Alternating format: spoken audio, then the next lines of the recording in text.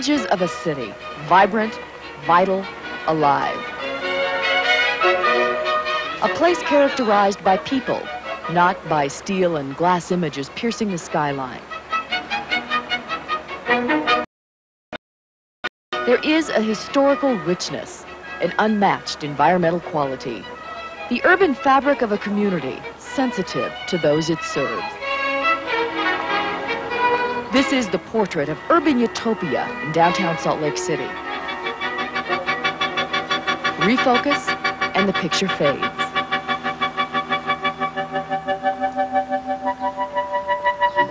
We continue to go down the road on sort of a 90-day schedule and reevaluate every 90 days, and that's not what America's built on. If you simply arrive here and it's another bump on the endless strip of Highway 66 across the country, why stop? Let's go on to some place that is interesting. I just don't see the leadership anywhere. There's a void in this town. We have no vision of the future, what they want to do with this city. We really have two very simple black and white choices. And that is, we either develop downtown Salt Lake or we abandon it. There is a chorus of disharmony in downtown Salt Lake City, and in the next 30 minutes, you'll find out why. We'll talk about ideas on how to make our city more livable, like bringing City Creek above ground downtown. We'll also talk about leadership and about a newfound public interest in directing our city's destiny rather than letting it happen by default. Salt Lake City is on the edge of evolution. The choices we make today will set our course into the coming century. The question is, how best to weigh our quality of life against the economic incentives of growth and change?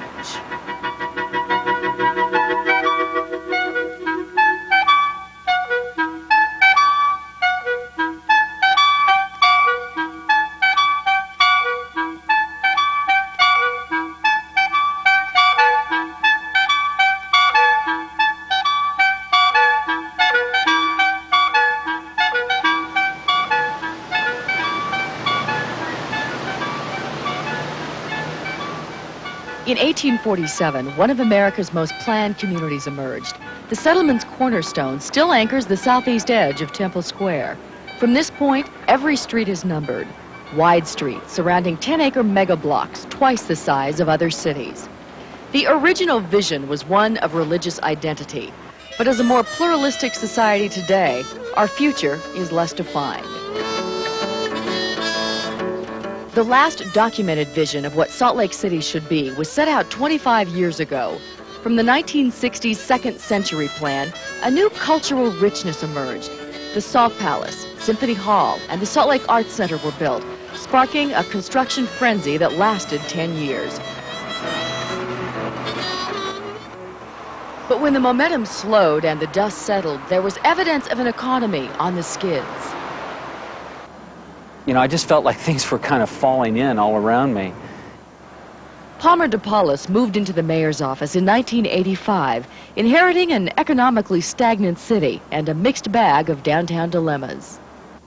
It's not that there hasn't been planning. I mean, my God, we can go in and look at shelves and shelves of material that would represent master plans, but I don't have a sense that there's a focus to that planning. The critical need to rectify Salt Lake City's complacency came to a head in 1988.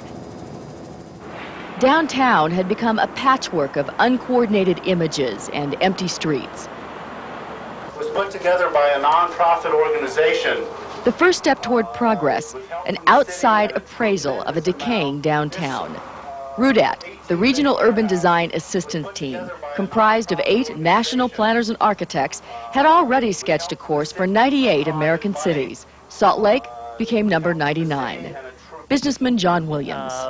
That the citizens of the community woke up and they started to realize that there are some problems and that we do need to take control back of our downtown district. RUDAT found a place with uncapitalized potential. Hodgepodge downtown development had confused the city's sense of direction. 2 malls on the north end of town pulled people off the street, and landmark architecture was falling in the path of progress.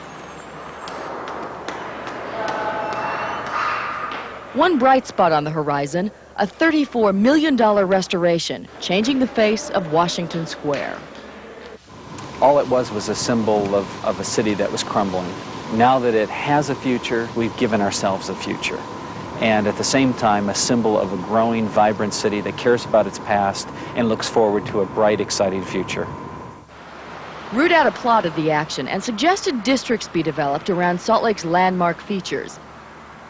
Government at the south end of town, retail along Main Street, ecclesiastical to the north, and sports and convention to the west. A vague benchmark of the concept has already emerged along Pierpont Avenue.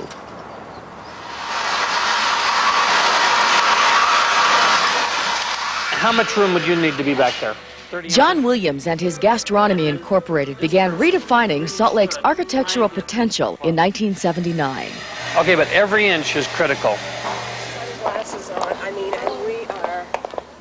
On Post Office Way, old buildings became the newest night spots. To the west, Cafe Pierpont opened 2 years ago. And by early summer, the old Salt Lake City High School will be serving up Northern Italian cuisine. And there's just something that is difficult to create with a brand new structure.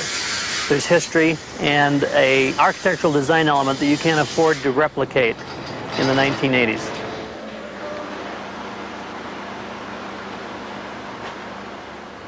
Across the street, the old General Engineering building was once a haven for the homeless.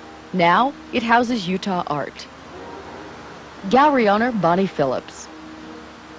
It was a mess. There were pigeons in and out of the building all the time. The floors were bad, the stairs were bad, but it still had a very nice feeling to it, like something could happen here.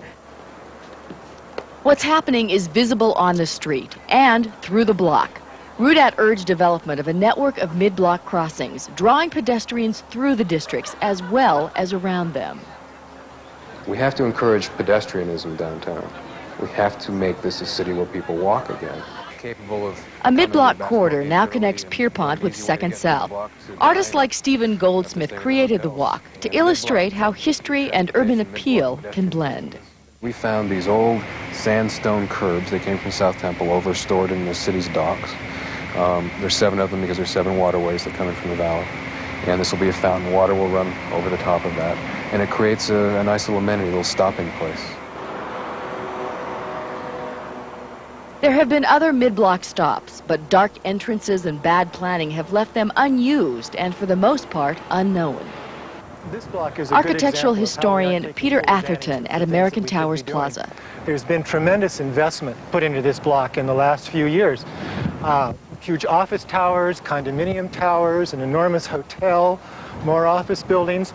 It's right here where the Capitol Theater, a couple hundred feet, the Salt Palace, a couple hundred feet. Here's the Perry Hotel. Lots of things are here, and where is everybody? The main thing, I think, is as we look at our other blocks, that we don't repeat this mistake.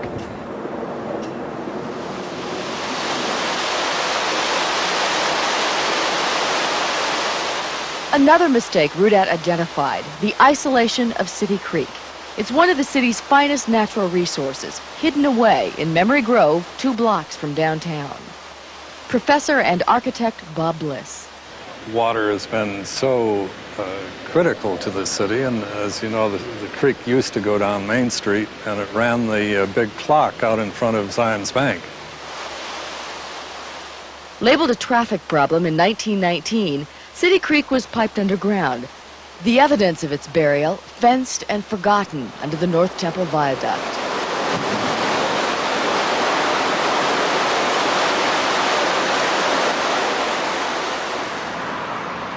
One plan to reclaim City Creek involves a land trade with the LDS Church. This parking lot east of Temple Square would become a park with City Creek its most inviting feature. A series of cascading falls would then be routed down North Temple toward another urban oasis. City planner Alan Johnson. We're looking at a fairly large central park to the west of Salt Lake City that will create a very dynamic entry or gateway into the downtown area.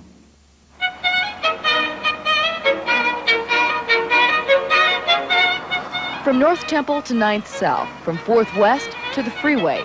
City planners are looking past decaying buildings. They see the potential to create a 100-acre Salt Lake City Central Park.